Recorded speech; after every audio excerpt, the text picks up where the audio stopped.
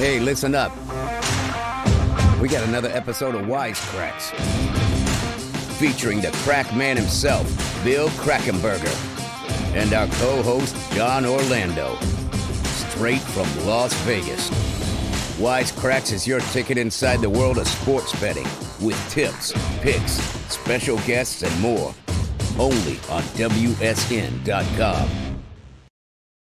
Hey everybody, welcome back to Cracks. It's another week and we got a lot on our mind. At least I got a lot on my mind today, and I want to deal with all of it with the man of the hour, Mr. Bill Krackenberger. I'm fired up today, Bill. What's going on? Hey, yeah, me too.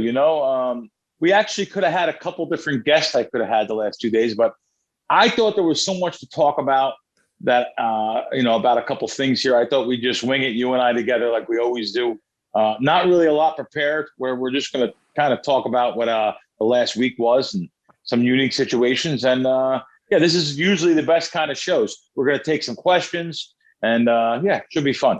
That is music to my ears, because the first item up for bid is the obvious, which is the Jake Paul, Ben Askren annihilation. I think we need to call it what it was, with that big first round knockout of Ben Askren by a vicious right from Jake Paul. What are your thoughts on the fight? I have a lot of thoughts. I want to see your thoughts. I want to hear your thoughts. Well, we had Jake Paul on. I'm sorry. Well, yeah, Jake in the background on for a second. Yes, we did. BJ Flores on his trainer. And just like BJ said, I actually said this. So I actually made a comment that you like first round knockout. And he said, well, I'm not necessarily saying first round knockout, but we're going to knock him out in the first 4 rounds. So here you have the trainer that's taken him all over the country to train with different boxers, professional boxers. We know he was a good striker. We know from the people we know in the industry.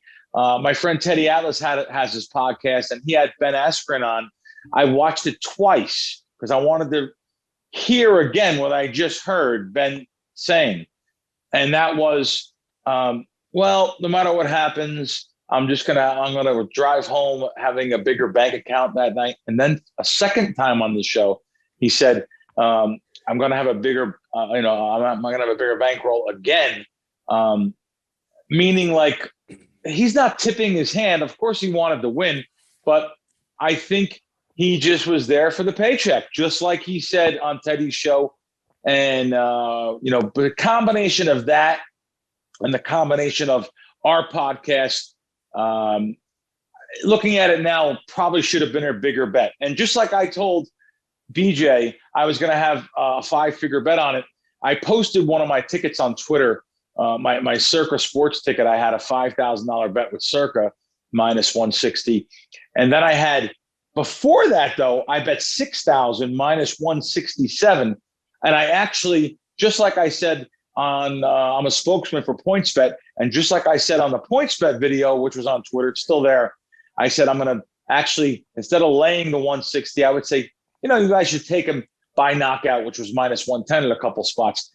For me to go all out and saying this stuff on my socials, saying on the podcast, putting it on Twitter, I don't really like giving picks out, because people judge you by one pick.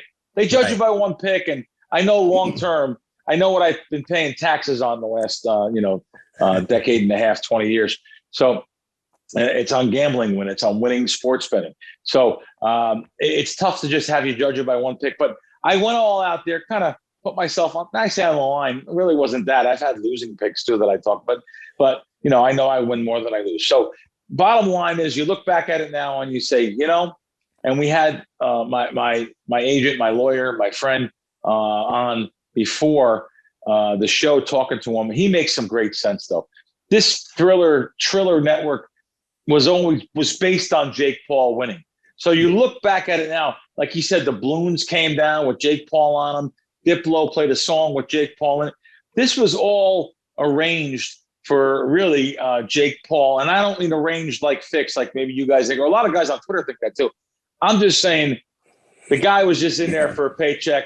And it shows. You look back at it now, you say, wow, how didn't I have much more money on this? And there was naysayers, there was people in there saying, yeah, okay, Krack, you get these kind of guys. And that's what Twitter is about. People hide under anonymity and under fake names. And even if they don't, it's okay. They can have different opinions. And they just say that there's no value. And to be honest with you, that's another whole question within itself. This fight dropped tremendously against everything I'm about. I laid 166 for 6,000, laid 160 for 5,000. And all of a sudden, I seen this fight dropping everywhere. It actually was minus 129 for about 15 minutes, about maybe an hour before the fight. And right 20 minutes before the fight, it was minus 130 at one of the biggest shops in the world. So they were begging for Jake Paul money. I'm guessing contrarian, or I'm even going to say some sharp guys. It takes sharp guys to move this line. So this line really dropped. But, it didn't drop at the places like the DraftKings, the FanDuels, the Square sports books, especially out in Vegas, the Square sports books didn't drop there. It was still minus 150 at fight time. But then again, some of these places, they have some balls in plain English. Minus 150. When I was watching the fight, the sponsor of the fight was DraftKings. Minus 150, comeback plus 110. Yeah. Anyone knows that 150 is supposed to come back 130. But anyway, I think I said enough. Did I hear you say that the prop bet of Jake Paul by knockout was 10-1 in the first round? Yes, you could have. Matter of fact, if you're on your shopping, you might have got better than that. But the places I was looking on the Jersey apps that were really, it just seems like the FanDuels, the DraftKings, the Euro books that are represented around the country, they're more interested in a fight like this than the serious sports books like Circa or Westgate or out in Vegas. It seemed like the Square sports books, William Hill out in Vegas, they're more interested in this fight. It's geared towards more of the Square fans. So, but yes, I seen plus 10-1. You know what? I looked right away when BJ was on the show and BJ said, first, second, third, fourth. I looked right away at the knockout. It was anywhere from 8-1 to 10-1. In the first 4 rounds, any round. So you actually could have bet. You could have bet every single round by knockout and been guaranteed. Well, not guaranteed, but you still would have won money. Yes, but if the fight does go, it's scheduled for 8 rounds. So if the fight does go more than 4 rounds, you lose 4 bets instead of losing 1 bet. That's why I was recommending the Jake Paul by knockout. I send out Jake Paul. I sent out minus 170 to all the Krack wins guys. All the it was actually a free pick. So it was for anyone that's on my mailing list, they got the Jake Paul, which is hard for me to give out a big favorite like that. Yeah, I know it is. It goes against everything you believe in, right? What goes against everything I believe in is closing line value opposite way. You understand? It's exactly what happened here. This fight kept on dropping and dropping and dropping. As I was inquiring, I did find out that a lot of the kind of the sharper guys thought that it was too high for a YouTuber, but maybe they weren't informed like we were, John. They didn't have a BJ Flores. They wouldn't have an Askren on like Teddy's podcast. But if they do their research and do watch stuff like our podcast, like Teddy's podcast, they would have seen firsthand how the training camps, how the individual fighters thought, the mentality of the fighter, the mentality of the trainer, the training camp. I mean, you've seen those guys go down the steps, and here you had BJ on his phone saying, "What do we think, guys? What do we think?" And all those guys together, including Jake Paul, 3 days. That's what I effing think. I mean, that's what he said. Right. It's going to be like it was like Mr. T in Rocky when he said, "What do you predict?" Pain. Yeah.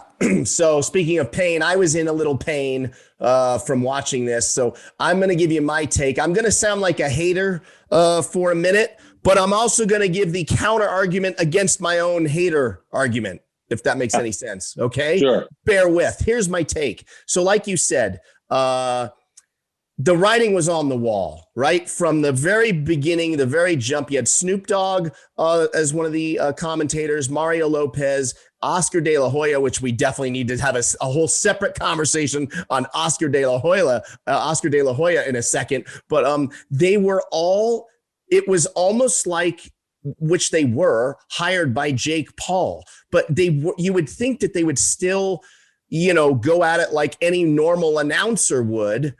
commentator and be impartial, right? And give both fighters their due respect. But that was not the case on Saturday night. So that really bugged me. Michael Buffer, I don't think he meant to do it.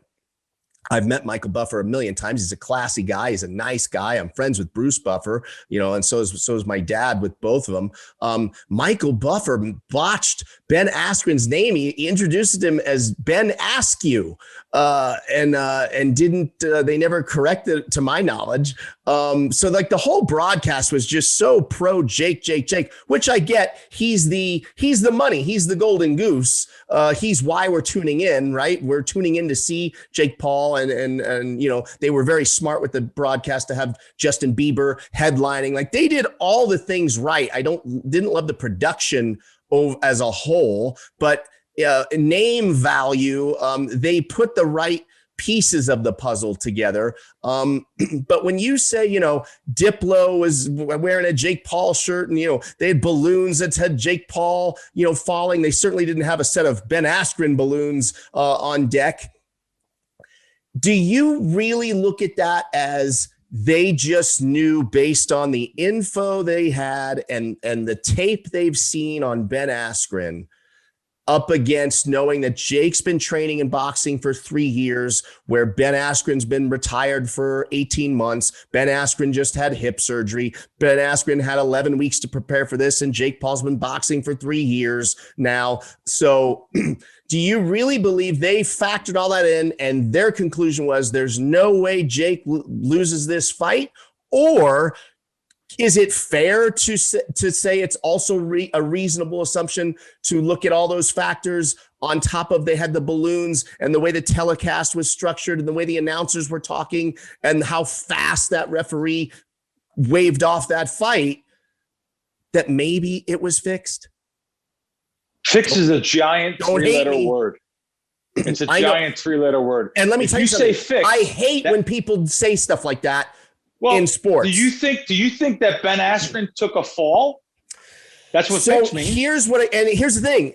Fix means that he's in on the fix and he's taking a fall. And so here's the thing. I am a Ben Askren fan.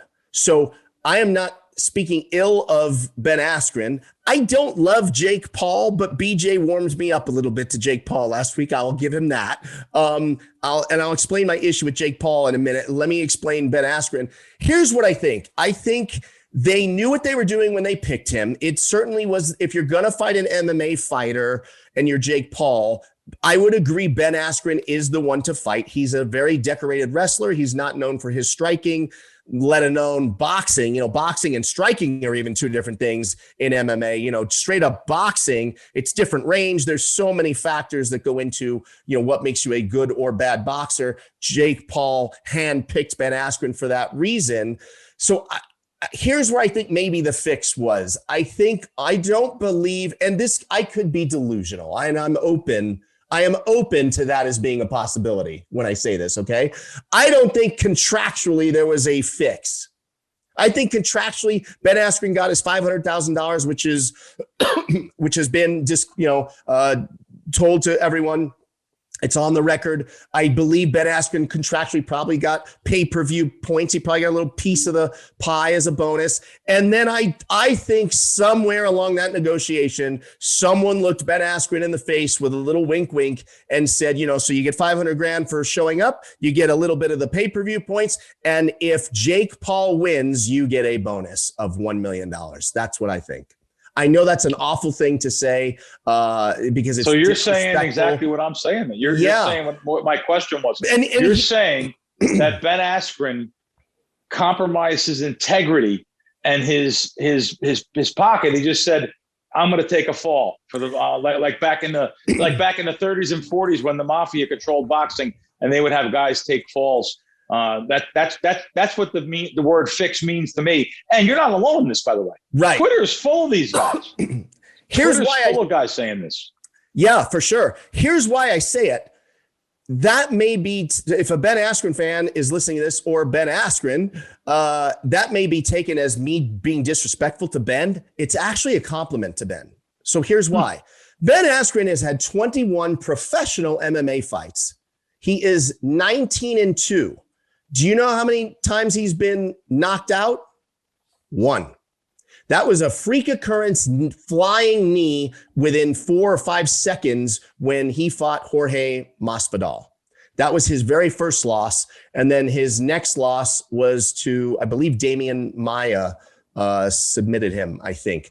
So those are his 2 losses in a 10 to 15 year career as a professional fighter. He was the Bellator champ. He was the one championship champ. So to become the champ, you have to go through a long list of fighters to get there, which means, yes, he's an accomplished wrestler and it's different rules. It's MMA rules, but he's still been in there with some of the best strikers imaginable. He'd never been knocked out.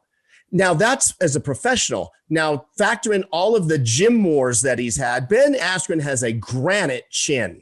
Okay. He may be 36. He may have been retired for 18 months. He may have just had hip surgery, but him getting dropped by an overhand right by a non-boxer, a non-professional fighter who's 3-0, who's beat a rapper, a basketball player, and whoever else Jake Paul beat, I believe is 3-0 at the time, right? So I just don't buy it.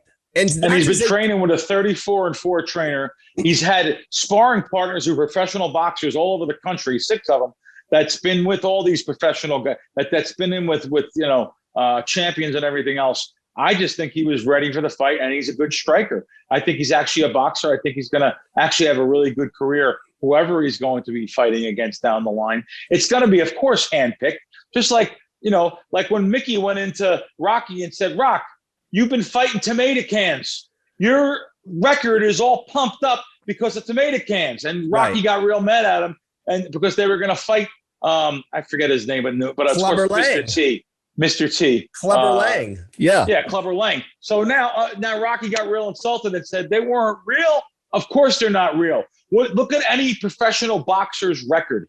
They're all set up for 20-0s, 25-0s, 28-1. These are all hand-picked tomato cans that they build them up until they go to the real fight. You ever hear the saying that always says, who did he ever fight though? They don't. So that's, I'm sorry. I'm not going to believe the guy. But listen, I will tell you though, I'm sure everybody has their price, but I don't know if, $500,000, it's almost a little bit of an embarrassment that he would do that for $500,000. No, I don't think he did for $500,000. I think the $500,000 was the guaranteed. He'll probably make $2 million after pay-per-view, right? And I think there was a wink, wink. We'll give you a little extra if Jake wins. Wink, wink. I really, because here's why. Like you said, you saw him on a couple different shows leading up to the fight, Ben, right? You saw him on Teddy Atlas, and he said, if it doesn't go my way, I make the money. That's what he said. So he was going to give it his all, though. He wasn't going to just give him. But I saw him on the day after the fight on Ariel Helwani, the famous MMA, he covers UFC. And he said, Ariel, there was only one reason why I wouldn't take that fight, and that would be in the event of being embarrassed, which is what ended up happening, right? And then he said, meaning if I got knocked out by a YouTuber, that would be the only reason why I wouldn't take the fight, because that would be embarrassing, right? And then he said, but that's not a big enough reason. That's not a good enough reason for me not to take the fight. That's what he told Ariel Helwani the Monday after the fight.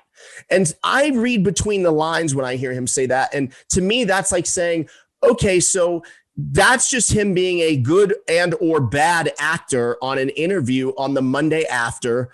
And, he was like, the getting knocked out by the flying knee was upsetting because he was on his road to UFC gold. He had never been defeated.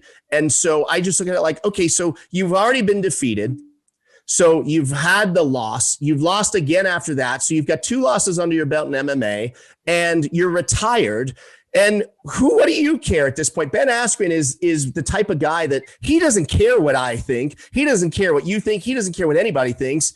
He's comfortable in his own skin, and he is open and honest, and he wears his heart on his sleeve. He doesn't really care. And I think because of that, it was easy motivation for him to, I'll take the money. And if I get KO'd, I get KO'd. And I think that he took an opportunity to get KO'd. I don't watch it again. I don't believe he was as stumbly as he was. Maybe I'm just reading into something, but I still it goes back to that guy's been in the cage with straight up murderers over 10 to 15 year career. And you should have made a lot of money on this fight, John. Did you bet it? I didn't. How can you not bet it after last week's show? You were saying, man, this has got me so pumped up. I know. And then I know you said you were, I don't know if you bet the draw or you put on the draw on your social to draw. Oh, I did bet the draw. I bet the draw. Sorry. And if there was any kind of a fix or because that's what I thought where it would be. That could have happened like the Tyson fight, Right. But yeah, I can't believe it. I mean, here's the counter argument to what I'm saying, though. The counter argument is shame on me for not giving Jake Paul any respect as having the potential to be a very good athlete. Of course. And I'm doing that because he's a YouTuber, and that's not cool, right? If he was coming out of the NFL, if he came out of the NFL, people would go, well, he's a gifted athlete, right? Or if he was a pro baseball player, like we never shamed Herschel. We were never surprised Herschel Walker had success as a fighter. We're not surprised Greg Hardy is undefeated in the UFC because these guys came from the NFL and like we just do the math and go, he's a gifted athlete. He's got cardio. He's got strength. He's got hand-eye coordination. Sure, he can fight, right? Like, why am I not giving Jake Paul that same due respect? Would be my own counter argument against it's fixed. I guess I'm just all fired up over this crack. I don't know. The Triller Network, though, I'm embarrassed to give him $50 for the circus sideshow they had there. I'm an old school guy. You guys know me. I'm an old school knockaround guy. And if I was watching that with my son or my kids or something, it's a total embarrassment. I was almost embarrassed in front of my male friends that were hanging out. If I was with my wife or a couple of girls watching the fight, I mean, some of the words they were using, the sexual things, and even the announcers were cursing and F this, F that. And, only Ray Flores I'm friends with. Ray did a good job. He kept it professional. He's in the boxing world. Mario Lopez did a great job, as he always does. I text him. Yeah, I mean, I just didn't care Oscar De La Hoya. Can we talk about him? Oscar was a mess. I mean, he was they want to say that he was on marijuana. I don't think that was from marijuana. He was all white and sweaty. Yeah, I think they're saying coked up. I've read coked up. Yeah. I mean, something was going on. The demons have got him. Those demons get people, man, and it's a shame that the demons have got him. What a great fighter, a great athlete, and he's actually a nice guy too. It's really a shame what happened there with Oscar, and he really has. The demons are still with him here a decade later after he admitted all this stuff, and hopefully he can rebound from that. But I guess it shows you there it takes a lot more than mental strength. And I wish him the best. Before we move on the Jake Paul saga, I'll leave one more remark. What I want from Jake Paul is I get the whole, like, what they're doing. The strategy is pad his record, get him to 10-0 or whatever the number is they're trying to get to, and then put him in against what we would all agree is a legit contest. I feel like you don't think Jake Paul's doing this for the money, though, do you? Of course he is. I mean, he's got a lot of money already. I don't think they're trying to pad his record so he gets the big payday. I think that, I think he's getting big paydays along the way because he is. I don't know what he made that fight, but I'm sure he made probably I think they said $6.5 is what I believe they said. Wow. I'd love to see him fight Mario Lopez. Mario Lopez can box. No, I don't know if you know that. Mario Lopez he's been boxing for 20 years. Mario Lopez is legit. I've seen him in the gym throw hands. He's legit. He works out with Freddie Roach, or at least he used to. We all seen what working out for what Freddie Roach did for Ben Askren. It did nothing. So I'm not a Freddie Roach fan. I know a lot about Freddie Roach that most people don't know. So really, I know he left his fighters. He's left some fighters out to hang because there was a bigger payday after he started training somebody and he agreed to train him for a fight. And then he took a bigger payday right in the middle of the training camp. So I'm not a big Freddie Roach fan. He's all about himself and the money. So really, yeah. Breaking news here. Who knew? It's not really breaking. People in the industry know. Yeah. All right. Let's move on from Jake Paul. We'll put that to bed. With all that said, I'll still watch the next fight. So clearly what Jake Paul is doing is working.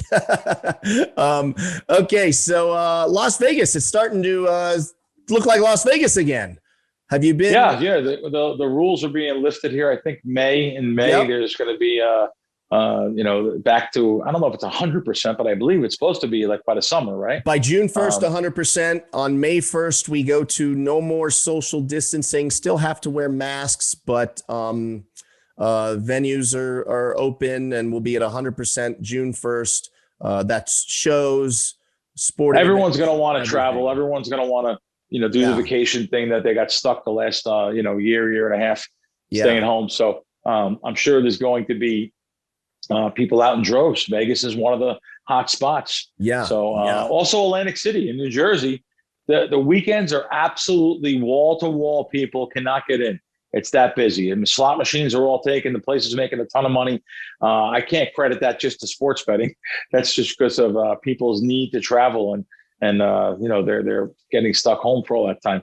So I have to tell you though, I shouldn't say that bad about sports betting, because sports betting definitely has helped Atlantic City. I mean, you're talking New Jersey itself taking over the number one spot in the United States for volume, almost month after month here. So sports betting definitely has helped New Jersey, and we'll see if that continues after New York is going to be allowed to have the mobile app betting, which is going to be pretty soon, probably for football season.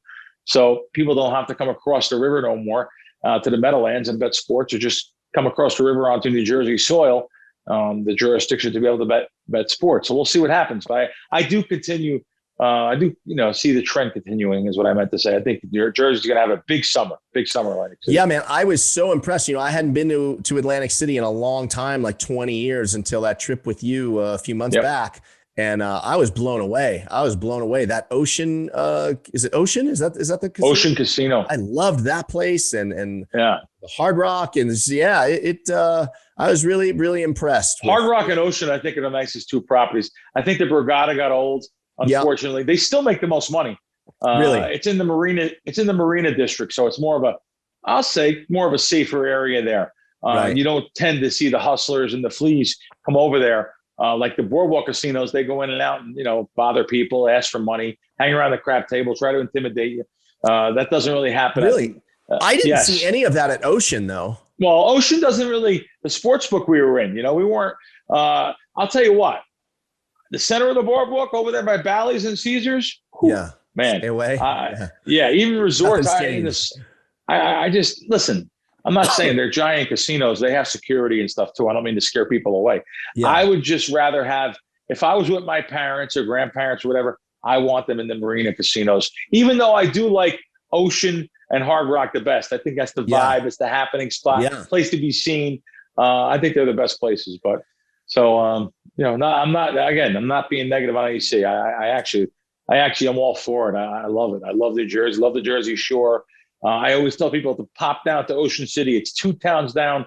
It's actually about 4 towns down, but from AC. It's a dry town. It's a family town, boardwalk, great food, great fun. I love Ocean City, New Jersey. My number one town in America, probably. In the summer. Really? So, yes. Love it. You heard it here, and not paid to say that.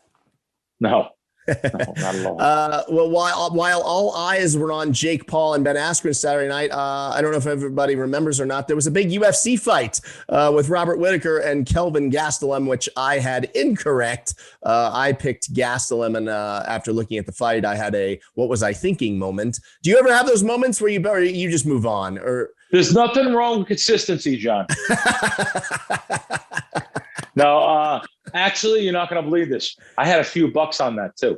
I took a ridiculous price. I seen a really big price. I forget what it was, but I bet plus 210 or something, right? Yeah, I mean, something over 2 to 1. Oh yeah, right. That was the thing. To be honest, I even told people, I'm like, I think Whittaker wins, but how do you not bet on Gastelum?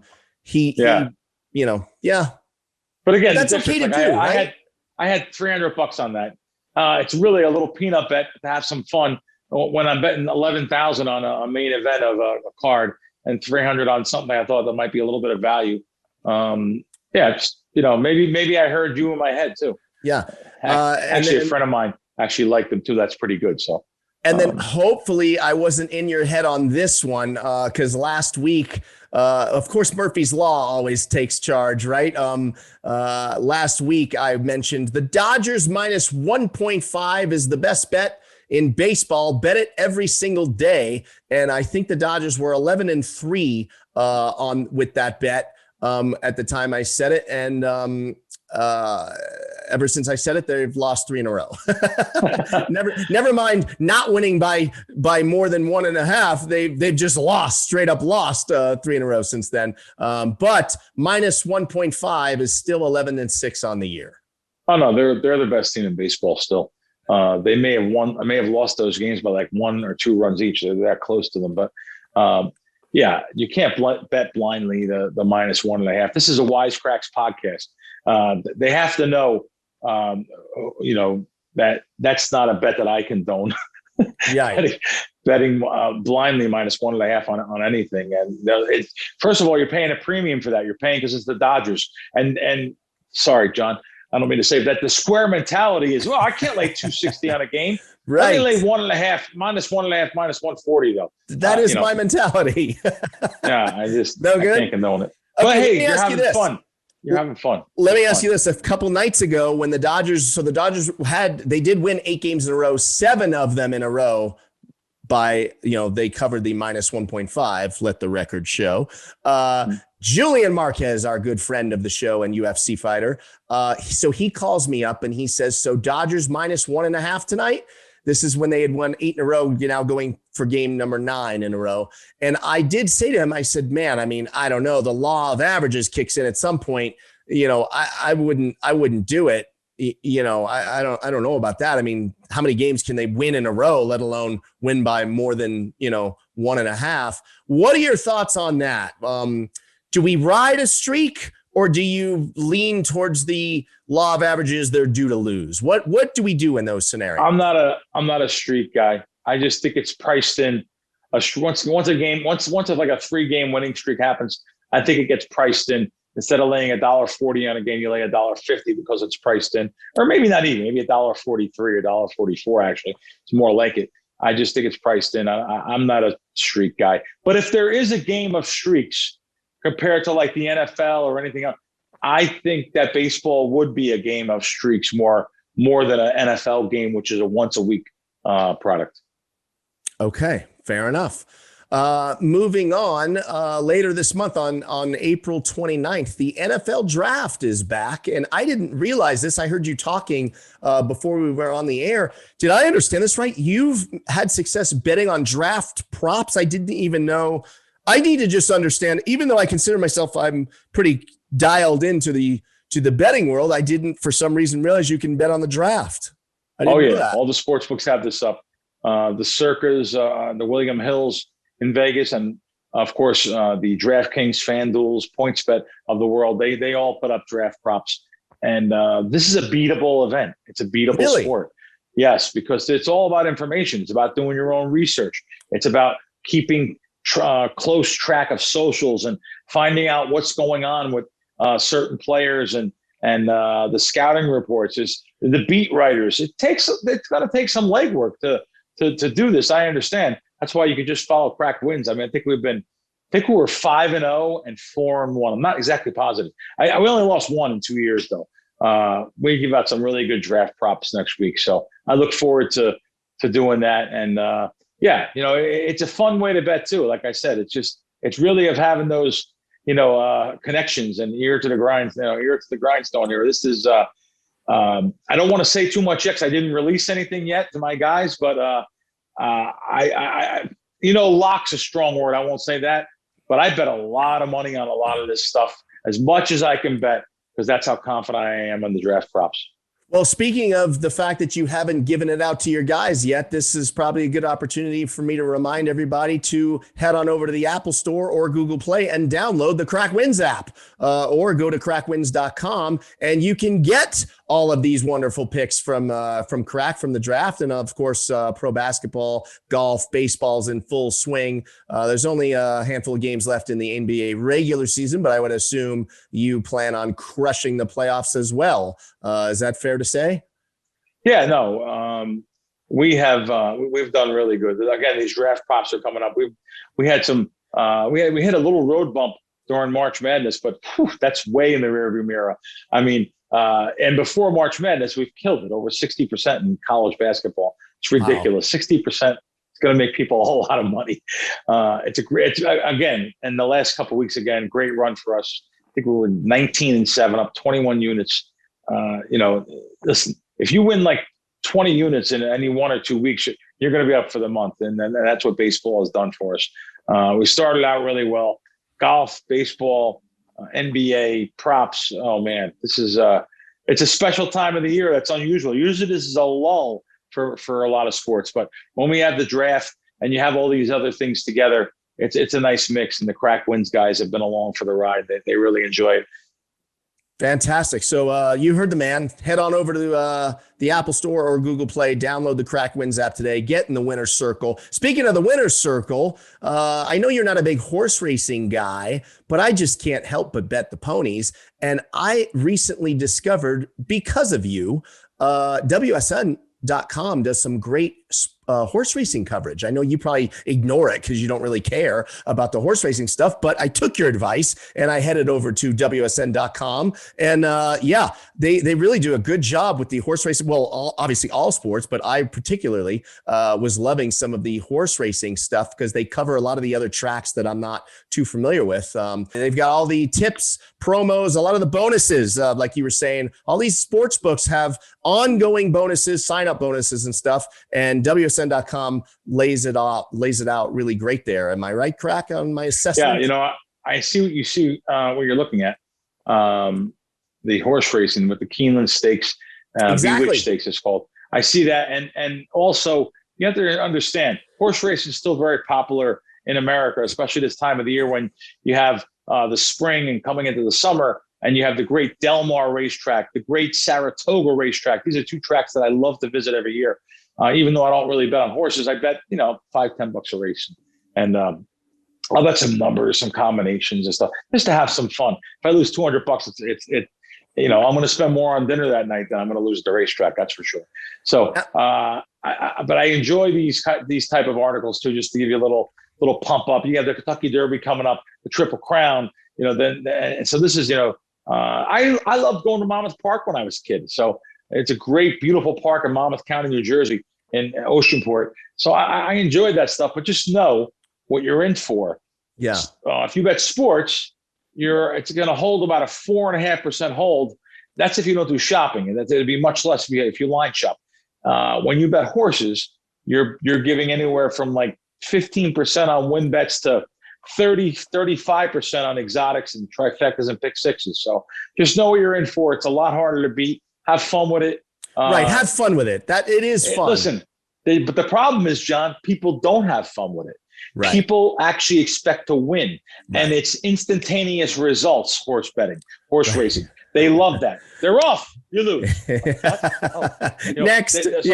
So people, they want instant gratification, whereas they can't sit and watch a 3-hour ball game, but they can watch a 30-second horse race. So, or whatever, a minute and a half horse race. So, just know what you're in for, know what you're doing, and knowing where the better hold is and where you should put your gambling dollar. WSN has some great articles on that, like we said. Also, great articles again on all news, all betting news, baseball, a lot of baseball articles up, U.S. sports betting news, which I love to follow.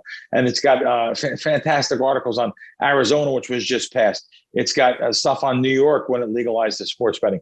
And of course, don't forget, I love the section on the left-hand side of the column there, bonuses. I love how you can just click on it, and every single state, and I'll read them real quick. New Jersey bonuses. These are all little tabs, and you click on that state and you see what you have for your jurisdiction. Illinois, Colorado, Pennsylvania, West Virginia, Indiana, Iowa, Tennessee. It's just so cool. I click on New Jersey, and you see the best sportsbook bonuses for New Jersey. And right away, if you just use the first 5, I'll say 1, 2, 3, 4, 5. All right. William Hill, 500. DraftKings, 1,000. Bet365, 500. BetMGM, a $600 risk-free bet. PointsBet, 1,000 in risk-free bets. Of course, that William Hill is also a risk-free bet. This is just those for 888, $500 risk-free free bet. money. This is all in New Jersey, but you have to go through the link there because like I said before, if you click on that link on WSN, that link for that site, you get the best bonus. You won't find bonuses for some of these. You won't find them anywhere else, just on WSN. There you go. You heard it there from the wise Krack himself, Mr. Bill Krackenberger. Bill, before we get to the Twitter questions and wrap this thing up, I would like a verbally binding agreement out of you. Are you ready? It's hard for me to do without knowing what it is, but go ahead. Could we this year, as the world goes back to normal, could we find ourselves in San Diego at a Padres game and then the next day pop on over to Del Mar and do a day of the ponies? Will you do it? I do it every summer. Oh yeah. Okay. Oh yeah. Can I invite myself? Yeah, of course. Okay. No, it's great. I look forward to it. Very good. See, that wasn't too bad. Verbally. Yeah, no, that's something I love to do. Are you kidding me? That's great. All right, we've got a couple of Twitter questions for you. This one comes from @Citadel93. He says, "Any thoughts on the FCS playoffs this weekend?" Ooh, that's a great subject. FCS. I think I went 5-0. Yeah, I think you did. I went 5-0 a couple weeks ago, and then last week I lay a little egg of 1-3, but we still won for the week because we killed everything else. But this is something that I've been doing really good this year at. So I enjoy the FCS. I'll tell you one thing: you're going to get the greatest line value. I took like 13 on a game that closed 7.5 last week. After the Krack wins, guys get them. My God, it's amazing the closing line value you get. Listen, even if you don't want to, honestly, just you want to middle the game. I don't recommend middle of the game. I'm not middling them. Middle of the game. You're gonna have yourself a couple point middle around key numbers. If you listen to Krack wins, listen to me. So I look forward to the playoffs. I think we got a good grasp on this, and I think we're going to win some money this weekend and going forward. So yes. All right, outstanding. The next question comes from @BetsGalore44. He asks, "I understand closing line value matters, but if a line moves the opposite direction, should you double down or cut ties?" That's a great question.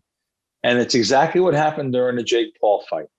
I was planning to bet a lot more money on this Jake Paul fight, but the line, I hate to use the word scared, but for lack of a better word, the line actually scared me. I'm like, who is on this other side of this fight? I don't remember laying $1.60 on anything and closing $1.35 or $1.40 against me in a long, long time. So in this situation, I probably pulled back the reins a little bit. So there's your answer, and very good question. Thank you. Okay, and lastly, at Ed Blust asks, how do you mentally manage the inevitable losing streak? Do you start to change it up or stick with what has worked for you before? Stick with what has worked for me over the last 30 years. Listen, it's so easy to go on tilt or fall off the tracks a little bit.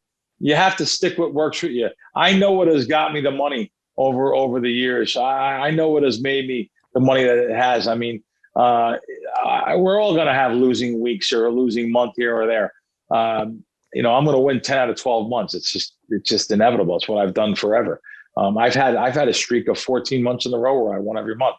That's insane. I mean, so I know when you have those losing months, you can't change things. You can't do something different. You're going to pop right back on the track. And I mean, we had a streak with Krack wins. I think we won like 7 months in a row. So you have a losing month. All right, big deal. All right, we're still going to win. We're going to regain all that money in the end anyway. Just follow the formula, follow the bank process, right? Yep. Trust in yourself. Yeah. I like it. I like it. Well, I have a question. Is that all the questions? Yeah, that's all we got. What do you got? Hold on. I have one. Okay. I have one from Twitter, from a Mike EJ. He says, say something nice about stations, William Hill, South Point, Wynn, or MGM. Yes, I left out Circa and Westgate only because they seem to be the only places you ever say anything nice about. Then he said cheers. So I kind of took it as like, I guess he's thinking that, I'm promoting those books for a reason. Trust me, they don't pay me anything for it. I've never even taken anything. They don't give me a comp, nothing. I don't get anything for it. I just say it because it's good to my bankroll. I'll tell you right now. But I'll have to tell you, the reason why I responded on Twitter, how can I say something nice about places that throw me out and don't book winners, like Stations or William Hill? Makes sense. NGM and Win, the NGM and Win app, they limit you to peanuts if you win. I talk nice about South Point when it's warranted. And that's really the same answer I'm going to give here. So, but I appreciate the question. And sometimes I'm a little bit too sensitive towards things, I guess, thinking that, jumping on the Circa bandwagon or Westgate bandwagon. I said something last week on a nationwide show about Circa's odds on their baseball. I don't like that they break -1. I think it's -137, come back 125. Other places most places that are a good 10-cent shop are -137, come back 127. So I'll say where I don't feel something's right too about any sports book, and I'll also put that same book on a pedestal for doing something right. And Circa and Westgate just seems to do things. It's not proper English, or more right than other sports books. So there's my answer to that. Thanks for the question. Fair enough. Okay, Krack, before I say goodbye, we say goodbye. There is a huge UFC card this Saturday night. 3 title fights. I don't know if you're aware of this. 3 title fights. The main event is Kamaru Usman. This is the welterweight division, 170 division. Kamaru Usman is fighting Jorge Masvidal, good friend of Ben Askren's, the one that knocked Ben out with the flying knee. Now, this is a rematch, okay? Masvidal lost their first meeting, but he took the fight on like a week's notice. So he has a full camp. Krack, I'm not saying Masvidal is going to win, but I'm saying I don't know if I can get away from the +320 odds on him. Wow. Okay. The co-main so event, what side? What do you think you will have there? So there's a parlay. You could pass. Though. I know it's not in your repertoire, but you could pass. I could, but here's the thing. Let me tell you the other 2 fights. Okay, now I'm reading these off my phone with no glasses because my pride won't put glasses on camera. Okay. All right. The co-main event is Weili Zhang. She is the current champ in her division. She is 1-0 in the UFC, but she put a beat down on Joanna Jędrzejczyk. It was arguably fight of the year last year. It was the fight was March 7th. It was the fight before the world ended last year. Okay, so Weili Zhang, she's fighting Thug Rose Namajunas. Okay, Thug Rose used to be the champ, and she had a little losing streak. She had a little she kind of left the sport for a little bit, had to get her mind right. Rose is a +168 dog right now. And then the third title fight is Valentina Shevchenko, who's just been the reigning champ in her division for a very long time. She's fighting Jessica Andrade. Jessica's +300. So I don't know, +322, +168, and +310. I kind of need to have some money on all those dogs. What are your? Wow, you're looking to own the casino. I want to own the casino. $100 parlay. Those 3 dogs is massive, right? Yeah. It must pay like thousands and thousands of dollars. I mean, yeah. All right. Well, I'm not saying I think they're gonna win. I'm just saying I can't help myself but bet on them. It's the action junkie in me. I'm rooting for you. All right. Well, we'll circle back next week and see how that worked out for me. We do have some big guests coming up. I'm not going to say who the guest is next week, but here's what I will do. I will tease the audience right now and tell you that Ozzie Smith will be on this show in the coming weeks. Beauty and the Beast co-host, or host, I should say, with Julian Marquez. The beauty of Beauty and the Beast, Kendra Lust, who's also a huge fight fan. She will be on this show in the coming weeks, and I know you've got some people too. So I tell the audience you'll have to tune in and see who we have for next week, and we'll see you then on Wisecracks. Thanks for watching, guys.